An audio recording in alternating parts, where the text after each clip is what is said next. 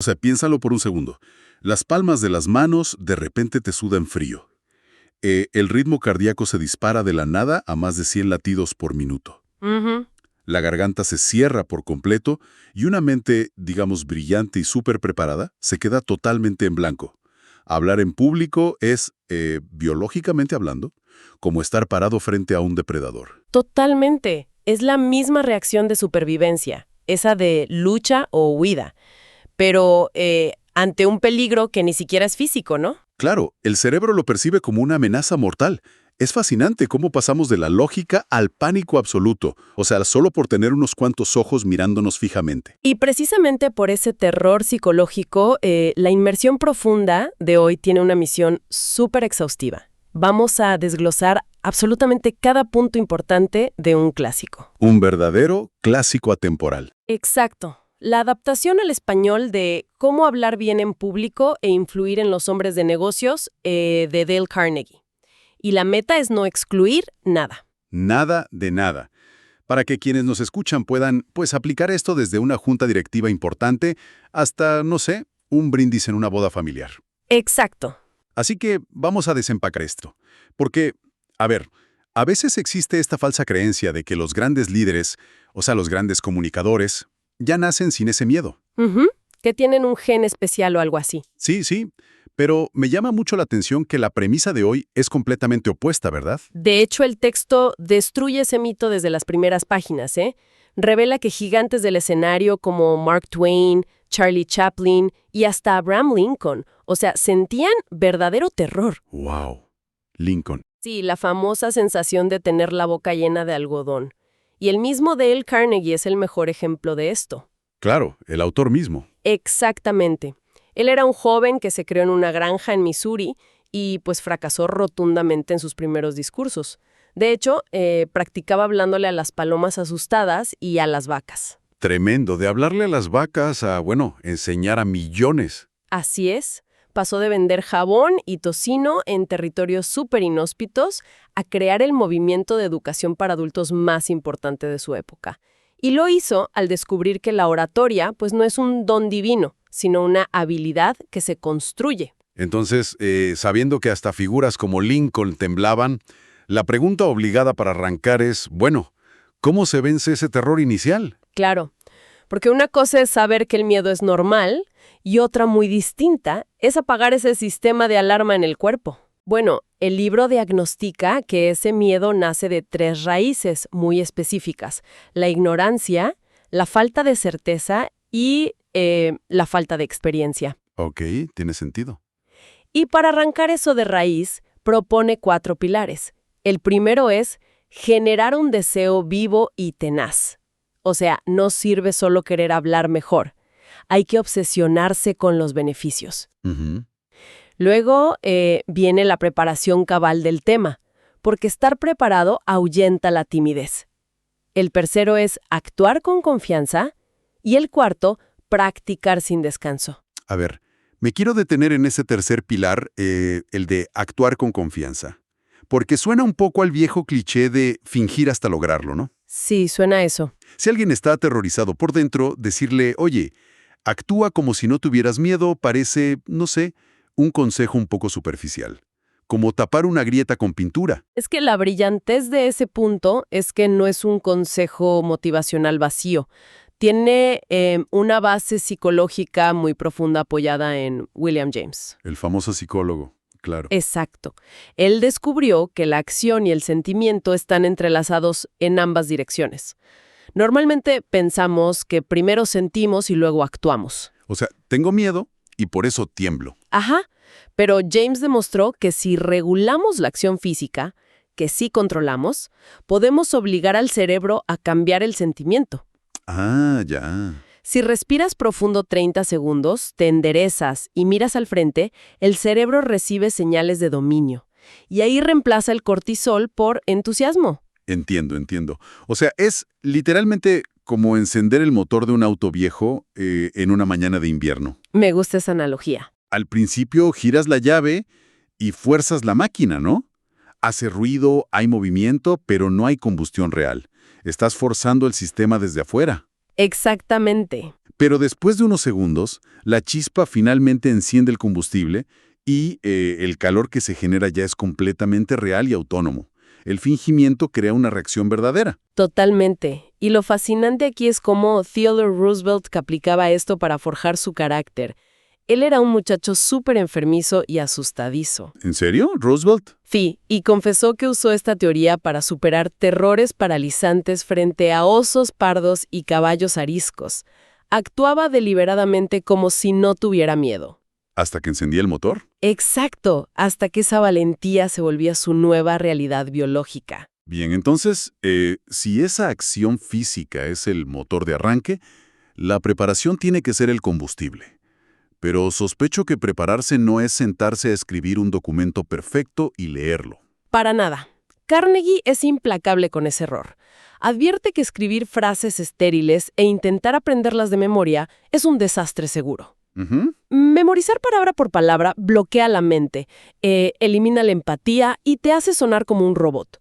La preparación real es extraer experiencias propias. Como lo que cuenta el libro del señor Cortés, ¿no? Exacto. El caso de Cortés es maravilloso para ilustrar esto. A ver, explícanos qué le pasó a Cortés. Pues él intentó dar un discurso sobre finanzas, repitiendo de memoria un artículo de periódico. Fue un fracaso total. Sonaba hueco y aburrido. Claro, porque no era su voz. Exacto. Pero en una sesión después, usó ese mismo artículo solo como punto de partida para expresar su desacuerdo personal. Ah, le dio la vuelta. Sí, sacó su propia experiencia, sus frustraciones con el mercado y triunfó rotundamente porque compartió sus propias convicciones. Eso lo cambia todo. Pero a ver, si no vamos a escribir un guión para memorizar, ¿cómo se asegura uno de no quedarse en blanco a los 2 minutos? A través de lo que el texto llama el poder de reserva. La regla es reunir 100 ideas y descartar 90. ¡Wow! Descartar casi todo. Sí, el orador debe saber infinitamente más de lo que dice. Ese conocimiento oculto le da un peso y una autoridad brutal a las pocas palabras que sí dice. Claro, como un iceberg. Exacto. Por ejemplo, Roosevelt recolectaba montañas de datos, dictaba rápido el discurso a un asistente para mantener la espontaneidad y luego lo revisaba. Jamás memorizaba. Y hay algo que me da curiosidad aquí. Si la memorización está prohibida, la salida lógica sería llevar notas, ¿no? Fichas. ¿Qué dice el material sobre eso? Es casi agresivo al respecto. Afirma que usar notas destruye al instante el 50% del interés de la audiencia. ¿El 50? Sí, rompe la conexión por completo. Un orador leyendo notas dejó de conversar con el público para conversar con un pedazo de papel. ¿Sabes? La imagen que me viene a la cabeza es la del freno de emergencia de un tren. A ver, ¿cómo es eso? Sí, o sea, las notas solo deberían existir ahí, guardadas en el bolsillo, exclusivamente para jalarlas en caso de un inminente descarrilamiento mental. Exacto. Si las usas constantemente, pues el viaje se detiene y los pasajeros se frustran. Esa metáfora es perfecta. Pero claro, esto nos lleva a un callejón sin salida aparente. Si no podemos usar notas ni memorizar palabra por palabra, ¿qué hacemos? Exacto. ¿Cómo recordamos lo que vamos a decir frente a cientos de personas? Bueno, el libro desarrolla una, digamos, ingeniería de la memoria, basada en 3 leyes operativas: impresión, repetición y asociación. A ver, expliquemos eso en la práctica, porque suena a la salvación total. La primera es la impresión. Requiere concentración inicial, pero con un detalle clave. El nervio visual es 25 veces más fuerte que el auditivo. O sea, recordamos mejor lo que vemos. 1000 veces mejor. El texto menciona que Mark Twain sufría pesadillas tratando de recordar sus discursos con notas escritas. Su solución fue cambiar palabras por dibujos crudos. ¡Dibujos! ¡Qué genial! Sí, esas imágenes se le grababan permanentemente. Esa es la impresión. La segunda es la repetición, pero espaciada en el tiempo para fortalecer la sinapsis. Nada de estudiar todo la noche anterior. Exacto, el cerebro necesita descansar. Y la tercera es la asociación. Conectar los puntos creando imágenes conjuntas con una técnica llamada la frase disparatada. Una frase disparatada en un entorno de negocios.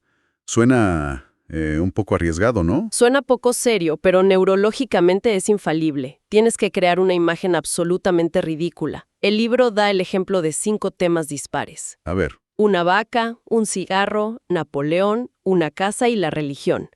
En lugar de repetirlos lógicamente, construyes algo como: la vaca fumó un cigarro y dio una cornada a Napoleón. Después la casa se incendió de religión. Aquí es donde se pone realmente interesante la cosa, porque resulta que la memoria humana no es como un archivo de oficina ordenado. Para nada. Es como una pintura surrealista de Salvador Dalí. Lo lógico sería pensar que el cerebro recuerda mejor algo súper sobrio, pero no. Al contrario. Entre más exagerada y ridícula sea la imagen, más se pega.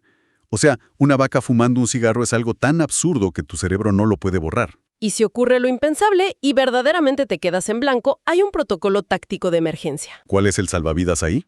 Tomas la última palabra clave de la oración que acabas de decir y la usas como inicio obligado de la siguiente, improvisando hasta retomar el hilo. Ah, solo para mantener la inercia y evitar el silencio incómodo. Exacto. Además, el libro advierte sobre las mesetas del aprendizaje durante la práctica. ¿A qué se refiere con mesetas? A que el progreso no es una línea recta hacia arriba.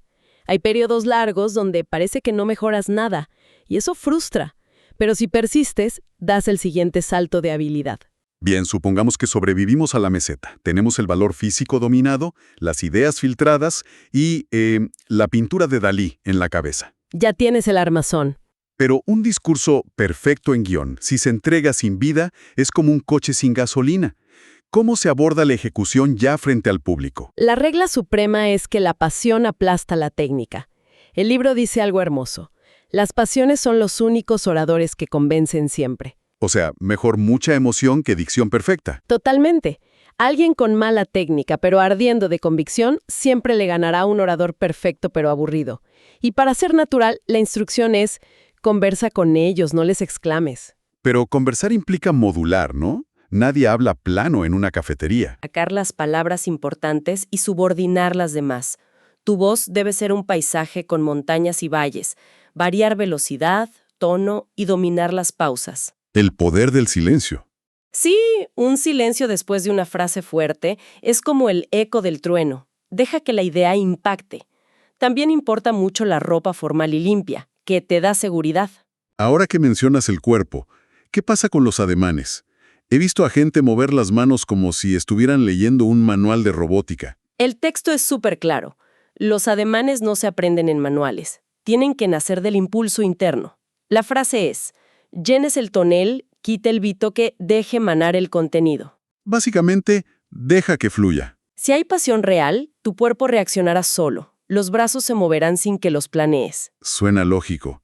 Pero tengo un cuestionamiento con esto de ser natural. A ver, ¿Cómo le pides a alguien que actúe de manera natural frente a cientos de personas evaluándolo, cuando la situación en sí es biológicamente antinatural? esa es la paradoja. Pero la naturalidad aquí no es hablar bajito como en la sala de tu casa. Si haces eso, te verás débil desde la audiencia. Entonces, ¿qué tipo de naturalidad es? Piensa en una estatua gigante en un edificio de gobierno. Si la esculpen del tamaño humano real, desde la calle se verá diminuta. Claro, no se notaría. Exacto.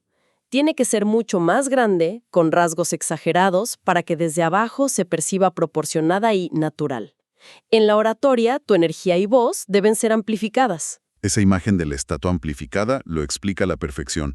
Es, digamos, una naturalidad a escala. Exacto, una energía calibrada. Y con esto entramos a la arquitectura final de la persuasión, el momento de la verdad. ¿Cómo estructuramos el mensaje para realmente influir en el comportamiento de la gente? Todo se juega en los primeros segundos. La regla para los inicios es nunca ceder terreno. Jamás empieces con una disculpa como no estoy preparado, seré breve. Eso mata la credibilidad al instante. Sí, debes arrancar con un detalle impactante, una pregunta que despierte curiosidad. Y luego, el libro desafía a Aristóteles, que decía que somos criaturas de lógica pura. Si no es la lógica, ¿qué nos mueve a aceptar una idea? El orgullo y la sugestión. Por eso el texto habla del juego psicológico del sí. Si alguien piensa o dice no, su cuerpo se cierra a la defensiva. Se bloquea por completo. Exacto. Tienes que evitar provocar ese no inicial. Hay que buscar coincidencias tempranas, que el público asienta varias veces antes del argumento principal. Crear un tobogán de validación. Pero ¿cómo haces eso sin sonar como que los estás manipulando? El ejemplo que dan es sublime. El discurso de San Pablo en Atenas. No llegó atacando a los dioses locales, lo que habría generado un rechazo violento. Y un no rotundo. Sí, empezó alabando su religiosidad y usó el altar al dios desconocido que ellos ya tenían como puente para introducir su mensaje. Pura empatía estratégica. Y me imagino que una vez en ese puente, el mensaje tiene que ser súper claro. Así es. Ahí entra la claridad visual. Mencionan a John Patterson, que jamás usaba abstracciones, solo casos concretos, gráficas, anécdotas. El cerebro rechaza las generalidades. Prefiere las historias concretas, claro. Y también es vital tener un buen vocabulario. Cuenta que Lincoln leía a Shakespeare y Robert Burns para no usar frases trilladas que aburrieran a la gente. Entonces, inicios que atrapan, desarrollo con afirmaciones positivas, historias concretas. Lo único que nos falta es, salir del escenario. ¿Qué nos dicen sobre los finales? Que deben planearse quirúrgicamente, hasta memorizar las últimas frases si hace falta. Puedes resumir elegante, llamar a la acción o dar una cita. Ujú. Pero el mandamiento es jamás alargar la agonía. Tienes que sentarte en el momento exacto en que el público aún quiere escucharte más. Entonces, ¿qué significa todo esto? Analizando el valor de salir a tiempo y arrancar bien, yo concluyo que un discurso es exactamente como un vuelo comercial. Me encanta. ¿Cómo así? Piensa en los pasajeros encerrados en la cabina 3 horas. Su juicio sobre si el piloto es bueno o malo depende casi al 100% de un despegue suave y un aterrizaje preciso. Es verdad. Si el despegue es a los tumbos y el aterrizaje es brusco, a nadie le va a importar que las 2 horas en el aire hayan estado bien. Es una forma excelente de resumir la experiencia de la audiencia. O sea, para recapitular lo que vimos hoy, este libro nos quita la venda de los ojos. Definitivamente. Influir con la oratoria no es un don mágico. Es forzar la postura para generar coraje, usar tu experiencia, engañar a la memoria con imágenes absurdas y liderar la psicología del oyente desde el sí, todo impulsado por pasión genuina. Ha sido un recorrido brutal por la mente humana. Pero antes de irnos, quiero dejarles a quienes nos escuchan una idea rebotando. A ver. Todo esto es para salas de juntas, convencer auditorios, influir en otras personas. Pero sabiendo cómo reacciona el cerebro al juego del sí y cómo fabricamos valor con el cuerpo, ¿qué pasaría si usamos estas herramientas en nuestra propia comunicación interna? La próxima vez que te pegue el síndrome del impostor, ¿por qué no aplicar la postura de poder frente al espejo? ¡Claro! Engañar a esa audiencia crítica que vive dentro de tu cabeza. Al final, la mecánica del miedo es la misma, y la llave la tenemos nosotros. Estoy convencida de que funcionaría igual de bien. Sí, gracias por acompañarnos en esta inmersión profunda. Y recuerden que el conocimiento verdadero solo vale la pena cuando decidimos ponerlo en práctica.